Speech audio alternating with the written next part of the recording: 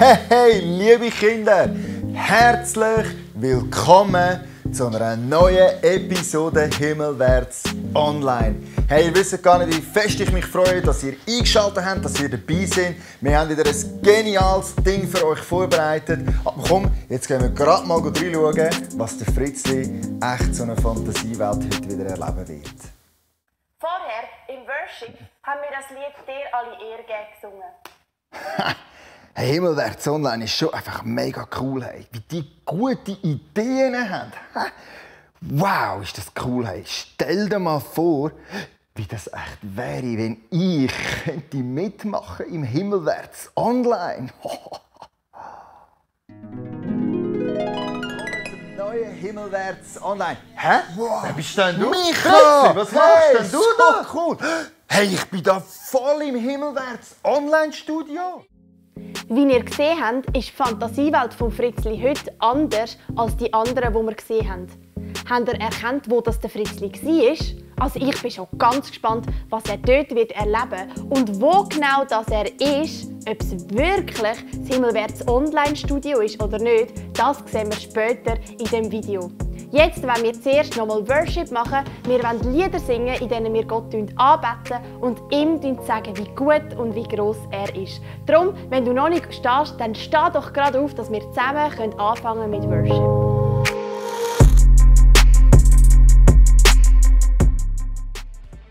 Hey Kinder, jetzt machen wir ein Partylied am Anfang. Da muss man natürlich aufstehen und bereit sein. Kommt, steht auf, macht euch ready. Wir singen zusammen miteinander. Alles Leben kommt von dir.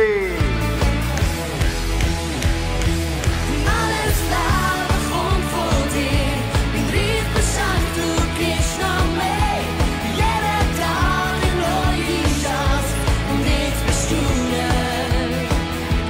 Nichts und niemand ist dir gleich.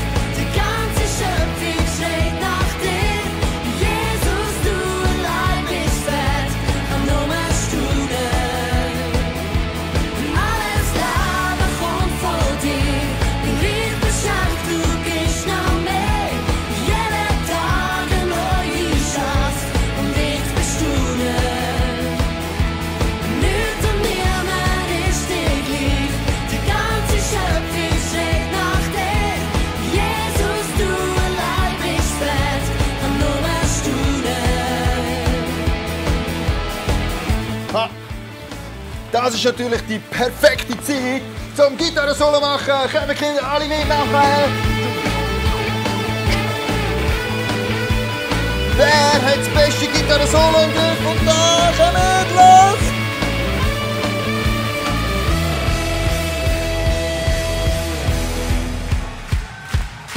Und jetzt sind wir vorsingen und nachsingen. Alle bereit?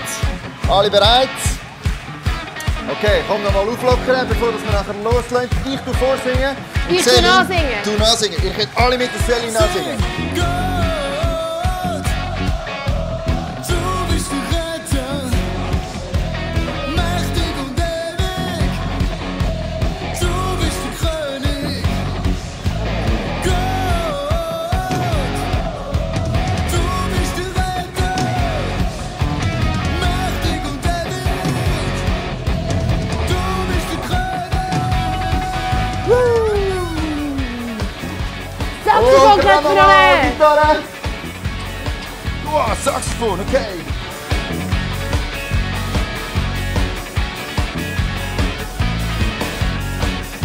So, und Zeitgenossen, das habe ich gefragt.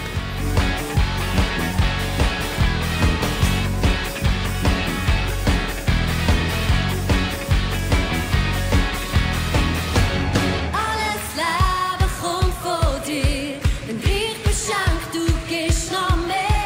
Jeden Tag eine neue Chance und jetzt bist du nicht. Nichts und niemand ist dir gleich. Die ganze Schöpfung schreit nach dir.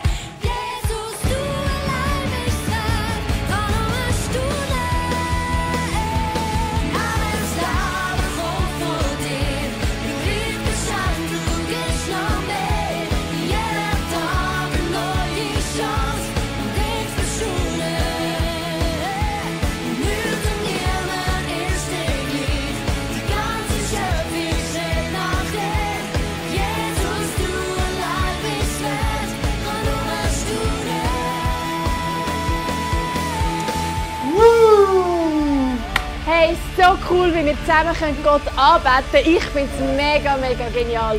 Und ich will Gott jetzt gerade noch Danke sagen, dass er so gut ist. Himmlischer Vater, danke dürfen wir dich kennen. Danke bist du so gut zu uns. Wir wollen dich loben, wir wollen dich preisen, wir wollen dir alle Ehre geben. Amen. Und darum singen wir jetzt gerade das nächste Lied, dir alle Ehre geben. Tönt doch nochmal aufstehen und so fest und stark mitsingen, wie ihr nur könnt, um Gott alle Ehre geben. Du bist König, du bist Gott, dir will ich dienen und ich will dir alle Ehre geben. Du bist König, du bist Gott, dir will ich dienen und ich will dir alle Ehre geben. Hingabe und Verehrung gehören dir allein. Und wenn wir nicht ruft, der rufen stehen. Du bist König, du bist Gott, dir will ich dienen und dir will dir alle Ehre geben. Du bist König, du bist Gott, dir will ich dienen und dir will dir alle Ehre geben. Die zu verehren, will ich nicht den Stein lassen. Drum rufen nicht zu ihr, grad so laut ich kann. Du bist Vater, Schöpfer, Herrscher über das Universum, dir will ich alle Ehre geben.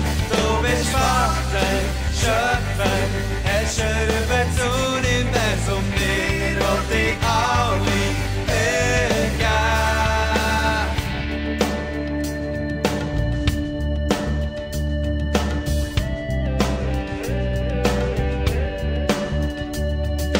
Du bist König, du bist Gott, dir will ich dienen und ich will dir alle Ehre geben. Du bist König, du bist Gott, dir will ich dienen und ich will dir alle Ehre geben. Dies für den, will ich nicht den Stein lassen. Drum rufen nicht zu dir, grad so laut ich kann. Du bist Vater, Schöpfer, Herrscher über das Universum, dir will ich alle Ehre geben. Du bist Vater, Schöpfer, Herrscher über das Universum, dir will ich alle Ehre geben. Du bist Vater, Schöpfer, Herrscher über das Universum, dir will ich alle Ehre geben. Du bist Vater, Schöpfer, Herrscher über das Universum, dir will ich alle Ehre geben.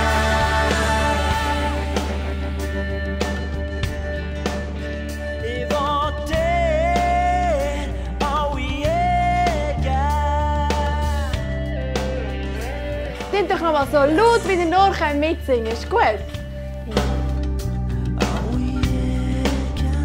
Ich will dir alle Ehre geben. Ich will dir alle Ehre geben. Ich will dir alle Ehre geben. Ich will dir alle Ehre geben. Ich will dir alle Ehre geben. Ich will dir alle Ehre geben. Ich will dir alle Ehre geben. Ich will dir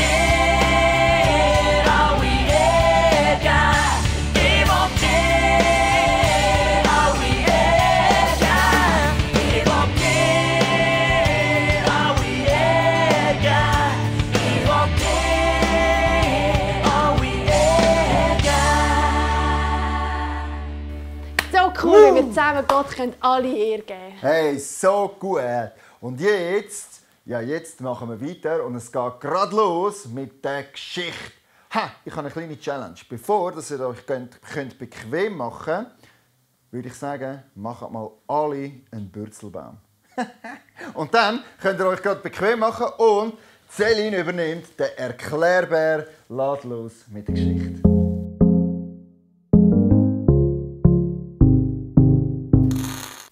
Heute beenden wir die Serie vom Salomo und von den Sprüchen. In den letzten Wochen haben wir ja ganz viele Sachen über den Salomo gehört und über die Sprüche, die er in der Bibel geschrieben hat. Wir haben gesehen, wie wir ein gutes Leben führen können, wie wir gute und weise Entscheidungen treffen können, sodass wir ein Leben leben können, das Gott gefällt. Und heute wollen wir darum das letzte Mal schauen, was der Salomo in seinem Leben denn noch so erlebt hat. Er hat ja wirklich ein mega spannendes Leben bis jetzt. Wir haben gesehen, dass Gott ihm ja gesagt hat, er darf sich wünschen, was er will. Und dann hat er sich Weisheit gewünscht. Und das hat sich umgesprochen, dass er so viel Weisheit und Reichtum hatte. Und wisst ihr noch, letzte Woche ist die Königin von Saba gekommen. Die Königin von Saba hat nicht glauben, dass der Salomo wirklich so weise ist und so viel Reichtum hat. Und nachher hat sie gesehen, dass er noch viel mehr hat, als ihr überhaupt erzählt wurde. Der Salomo hat aber noch viel mehr Cooles erlebt.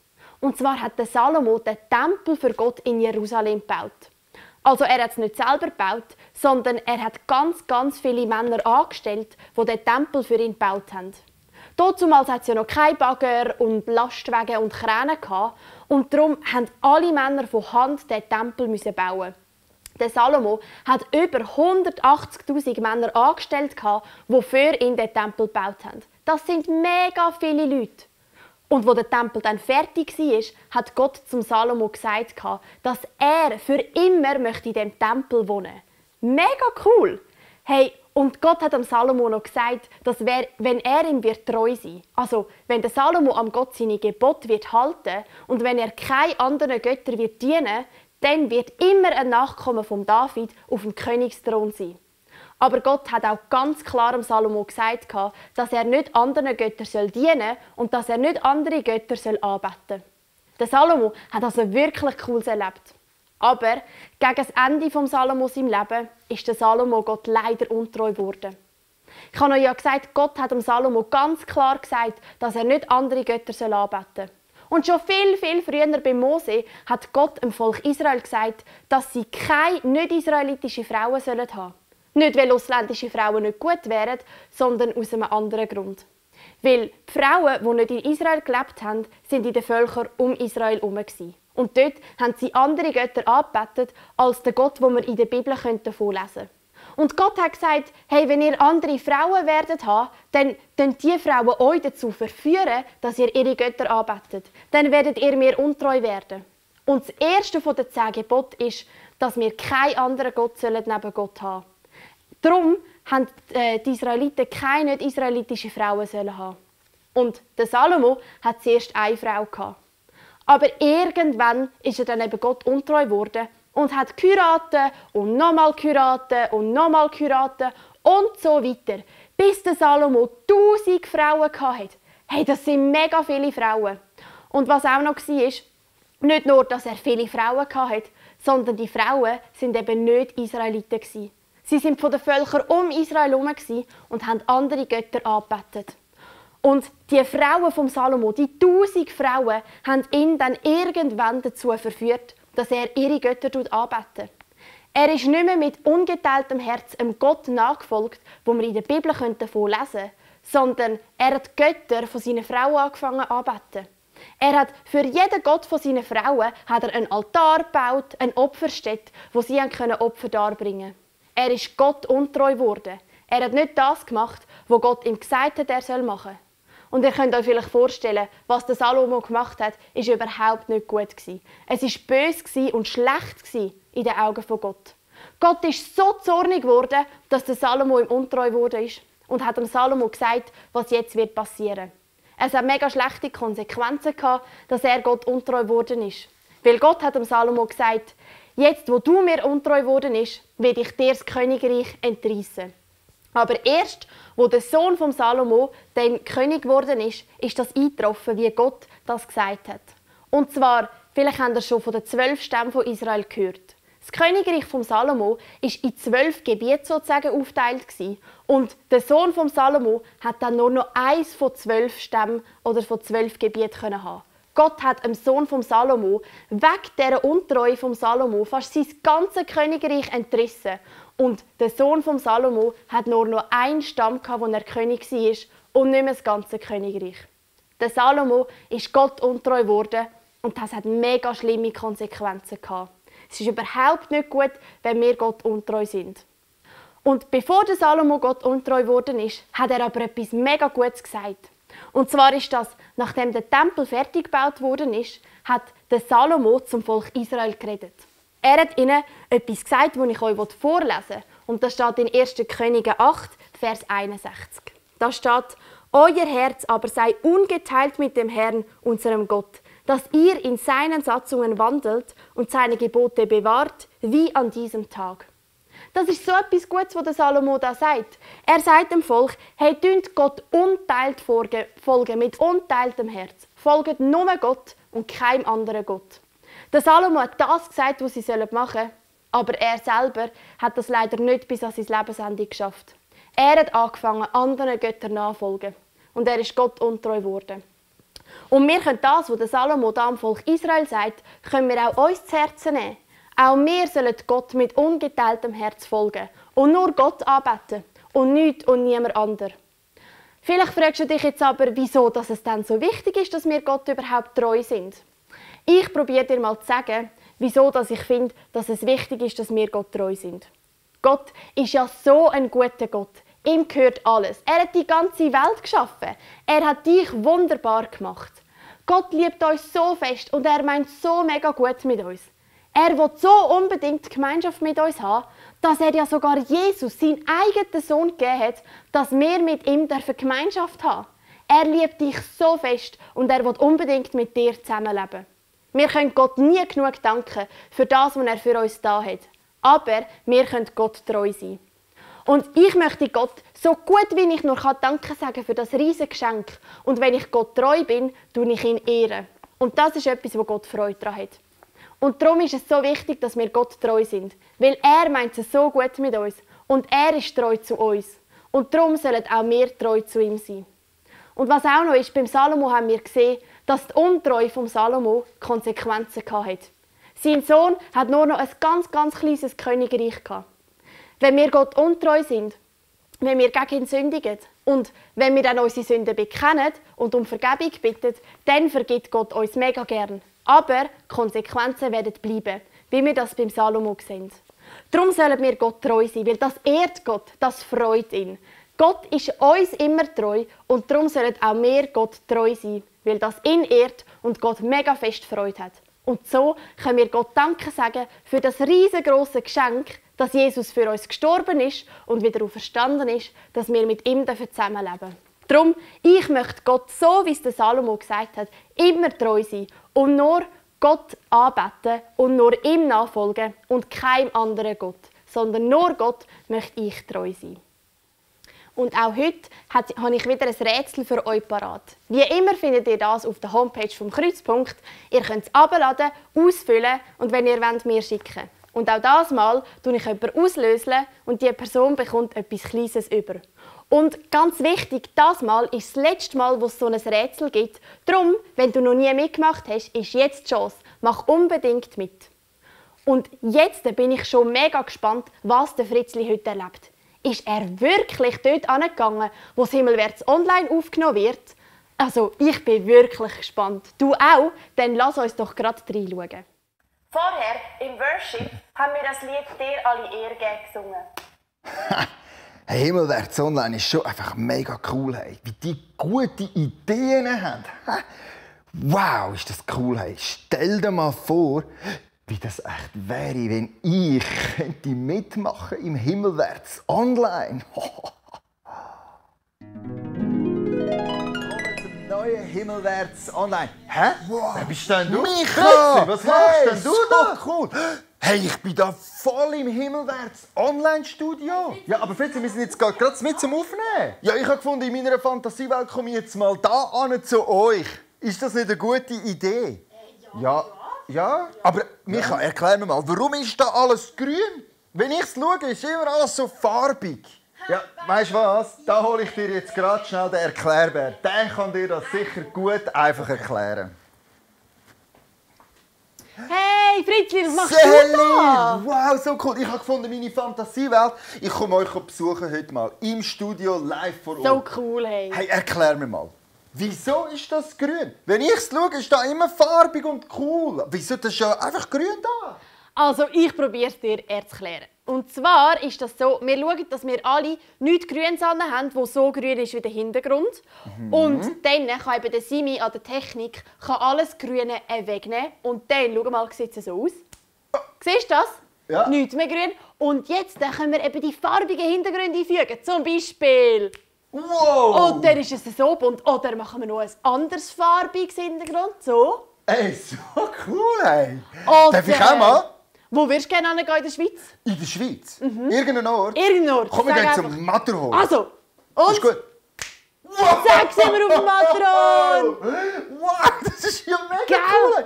Überall. Und so haben wir eben den Dschungel gemacht und das Meer und Wüste. Was haben wir noch gehabt? Das Weltall. Können wir noch mal ins Weltall? Ja, bist du bereit? Ich bin bereit. Und Luft anhalten! schnell zurück. So können wir machen, was wir wollen. Hey, so cool, Gell, hey. darum ist da alles grün. Und ja, so ist es natürlich schon ein bisschen langweilig. Aber Mit zeig mir dem mal den Hintergrund. Rest noch vom Studio. Was gibt es da noch zum sehen? Also, schau, da haben wir Ja. ein spezielles Licht, oder? Dass dann auch alles genug hell ist. Aha, genau. Dann, du Und willst wie sicher- nehmen wir das auf? Schau mal, mit dieser Kamera da. Ah. Schau, da siehst du dich selber. Schau mal da. Ja, genau, da mit dem Bildschirm. Da sehe ich mich. Wenn ich da reinschaue, dann sieht man mich. Dann sieht man voll dein Auge. Ah, so lustig, ey. Genau. Und oh, komm mal mit. Ja, ich komm, weiss sag mal etwas, schnell. was du mega Ja, cool zeig findest. mal. Oh, siehst du den Pokal? Den Pokal, ey, den habe ich haben wir mega mal cool gefunden. gebraucht. Den möchte ich auch immer gewinnen. Und hey. schau mal da. Ah, Mobbelig seine Hase. Genau, und ganz dort der viel Astronautenhelm. Und da ist noch das Kostüm. Genau, da ist der Sammy Klaus-Anzug. Und das Schwert von der Burg. Schwert, genau. Schau mal, Ja. da haben wir noch ein Playmobil. Das sind alle Requisiten. Oh, schau mal da vorne. Und schau da, die Ja, Instrumente, genau, die wir die an unserem Instrumente. Worship brauchen. Ja. Genau, das ist unser Studio mit allem, was wir Mega cool. brauchen. Hey, aber Selim, was hast du am lustigsten, was hast du am liebsten gemacht? Ich meine, deine Lieblingsrolle war ja sicher das Kamel, der Steppe, oder? Ja, das war wirklich lustig. Ganz lustig habe ich auch gefunden bei der Burg. Der Soldat, der war ja plötzlich vierfach da, Ja, oder? genau, ja, der war genau. auch gut. Oder, das nimmt dich sicher wunder, der Dschungel. Wie? Das habe ich Beispiel- mich gefragt, als ich das geschaut Zum habe. Beispiel der Loi, der ist ja geflogen, oder? Ja, wie Praktisch. ist das gegangen? Ja, das erzähle ich dir gerade. Weißt du noch, was ich gesagt habe beim Grün? Man Ja. kann alles Grün ja wegnehmen. Genau. Und der Loi ist jetzt ja eben da am Rumfliegen. Ja. Und jetzt schauen wir mal, wie das ohne den Dschungelhintergrund ist. Der Simi hat nämlich einen grünen Anzug an. Ah, so clever. Dann haben wir nämlich das Grün, also den Simi eigentlich weggenommen. Und jetzt siehst du noch den Loi, der rumfliegt. So funktioniert das. So haben wir den coolen Dschungel eben gemacht. Ah, Genau, cool. genau.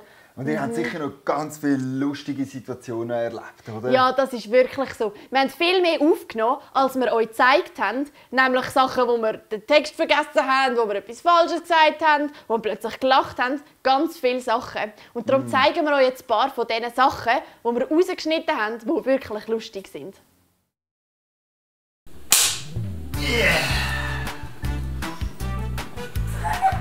Record?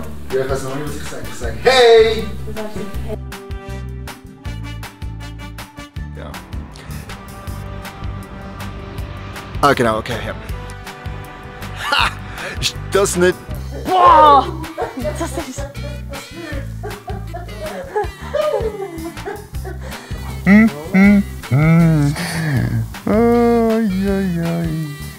Asterix und Obelix. Klare Sieg für Grün. Leider ja. Meine hat nicht so wollen. Grün könnte auch ein Problem sein. Scheiße! Du kannst mal gewinnen, aber niemand sieht, dass ich gewonnen habe. Auch Raupa gewonnen. Ob ich den Sieg anerkennen kann, Will? weil die Stimmen sind nicht wirklich gezählt worden. Sie, es nervt mega. Können Sie es ihnen nicht sagen?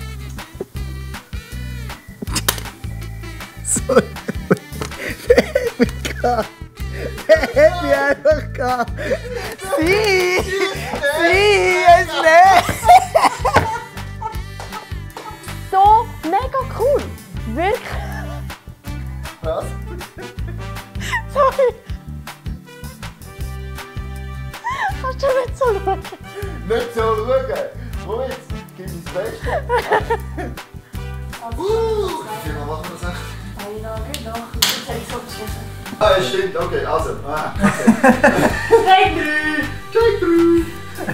Mit dir spielen, du nervst.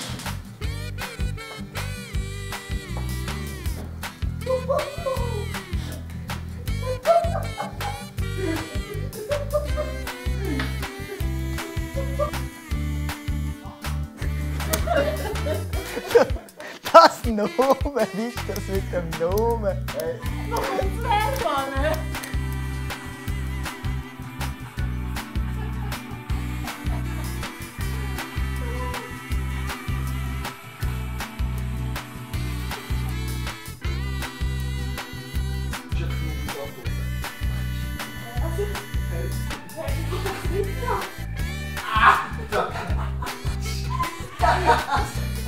Ausfahrt 3 genommen, anstatt dass du tatsächlich die richtige Ausfahrt genommen hast. Jetzt geht nur noch vorne.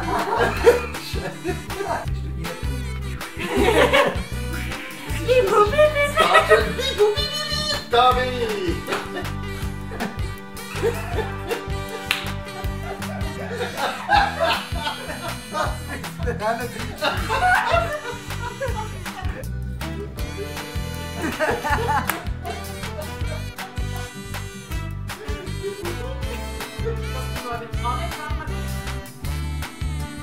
Nein, du darfst mich nicht anschauen. Nein, du! Cut! Cut! Cut!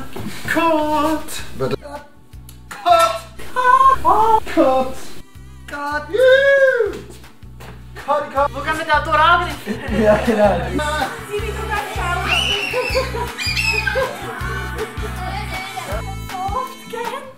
Hey, es war schlimm. Fett, einsam, abgehen. Ja, hey. Aber so während dem Lied ist Hey, das ist ja wirklich mega cool. Ihr müsst das ja so lässig haben. Ah, wie gern hätte ich mal etwas dabei sein und mitmachen. Weißt du, von dem, was ihr amigs macht? Also, weißt du, weil du jetzt heute extra zu uns gekommen bist, darfst du etwas machen, was wir sonst machen würden. Ist gut? Wow, mega cool. Ja, so gut. Super. Was darf ich dann machen? Du darfst am Schluss etwas mega Wichtiges den Kindern sagen. Ist gut? Super. Ich verrate dir jetzt noch nicht was. Okay. Nachher werden wir es zusammen Ich kann mich üben. gleich Gang mal vorbereiten, ja. üben. Ist Ja. gut. Super, perfekt.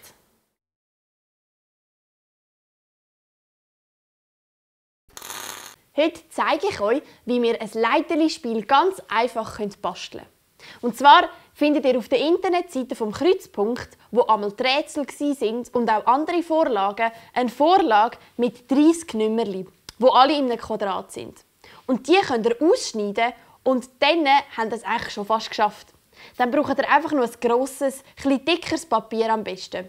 Ich habe hier schon ein grösseres Papier genommen, es geht aber auch auf einem A4-Papier oder ihr klebt einfach 2 zusammen.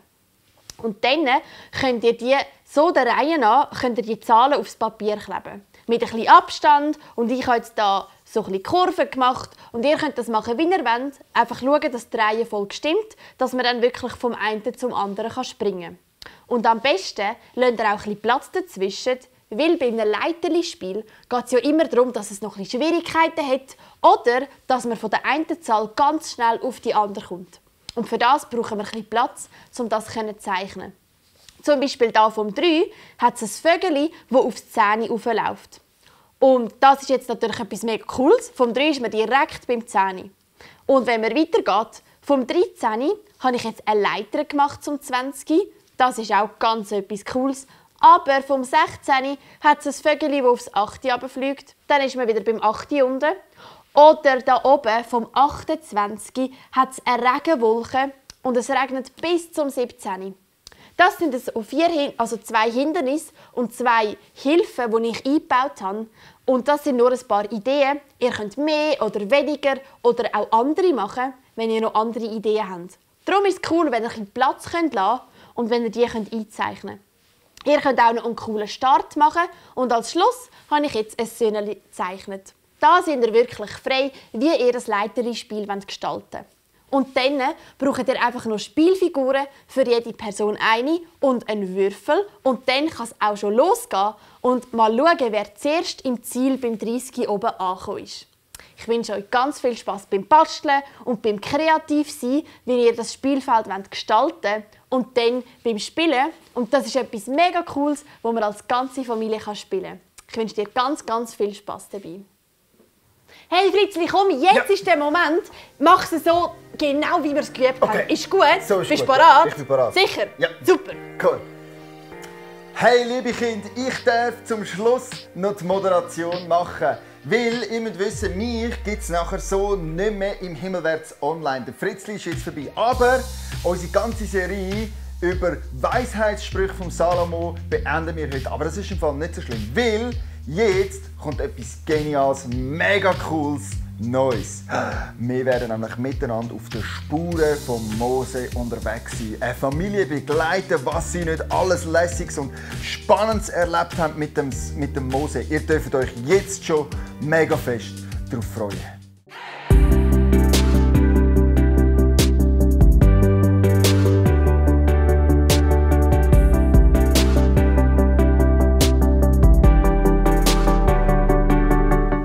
Das war es jetzt für die heutige Episode, liebe Kinder. Ich darf da Ciao sagen. Macht's gut. Wir sehen uns nächste Woche nicht mehr, aber ihr könnt wieder einschalten. Und jetzt kommt noch der Elterntipp.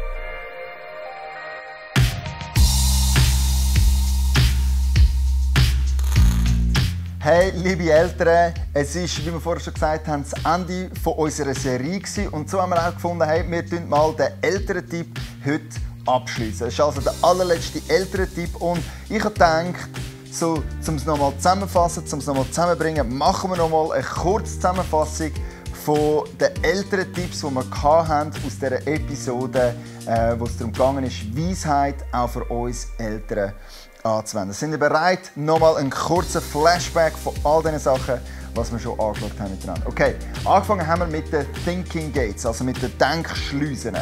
Ich weiss nicht, ob ihr euch noch daran erinnert. Immer dann, wenn unsere Denkschleusen anfangen zuzugehen, müssen wir ganz besonders gut darauf achten, weglaufen und genau, um das ist es gegangen. Dann auch um Entschuldigen haben wir geredet, dass man auch als Eltern sich entschuldigen darf, dass man den Fehler eingestehen und dass man nicht immer alles perfekt machen muss, wenn mal etwas falsch gelaufen ist. Man darf auch sogar Entscheidungen rückgängig machen, wenn man gemerkt hat, okay, es war eigentlich ein Fehler gewesen. Wir haben noch darüber geredet, dass man sich mit Lehrpersonen verbünden sollte. Hey, das ist etwas, wo mir immer wieder so bewusst wird. Für Kinder ist es so viel hilfreicher, wenn sich Eltern mit Lehrpersonen verbünden und zusammenschliessen. Es dient euch Kind, wenn wir nicht schlecht über Lehrpersonen daheim reden. Weil, wenn wir schlecht über Lehrpersonen reden, ja klar, dann macht das Kind auch und lernt von uns, wie man mit Autoritätspersonen umgehen soll. Darum, ihr könnt euch einen Gefallen tun, wenn ihr immer den Rücken stärkt von den Lehrpersonen von euren Kindern. Wir haben noch geredet über Acht auf dich selber. Hey, du darfst dir selber auch ein Elternteil sein. Du kannst dich selber wie ein Elternteil behandeln und dir selber immer wieder Sorge haben und dir selber schauen. Ja, das sind die Sachen, die wir miteinander angeschaut haben. Wir hatten noch einen Büchertipp gehabt.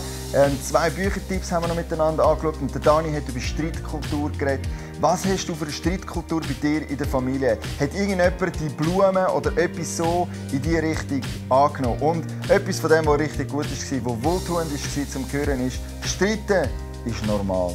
Das gehört zu jeder gesunden Familie dazu. Und wir dürfen auch streiten und Konflikte ausleben. Je besser wir das machen, je gesünder wir das vorleben, desto einfacher werden es unsere Kinder in Zukunft haben, wenn sie dann selber Konflikte erleben im Erwachsenenalter. Hey, somit tun wir das mal jetzt abschließen, das Segment. Ich hoffe, ihr habt ganz viele brauchbare, hilfreiche Inputs mitnehmen, habt euch den Rücken stärken und wir sehen uns nächste Woche wieder in einer weiteren Episode von Himmelwärts online.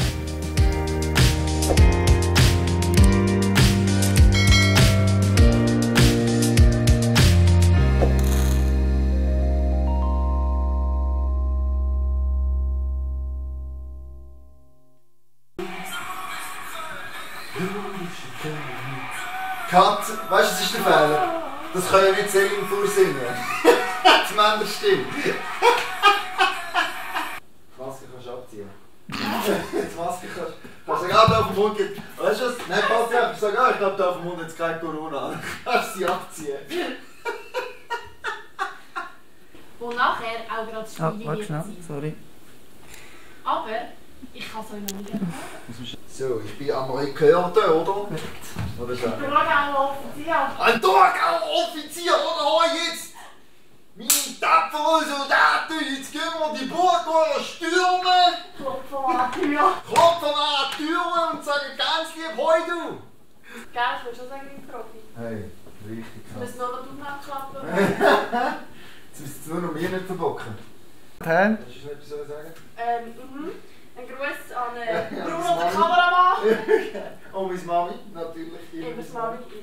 Alles. Ja, Bye bye.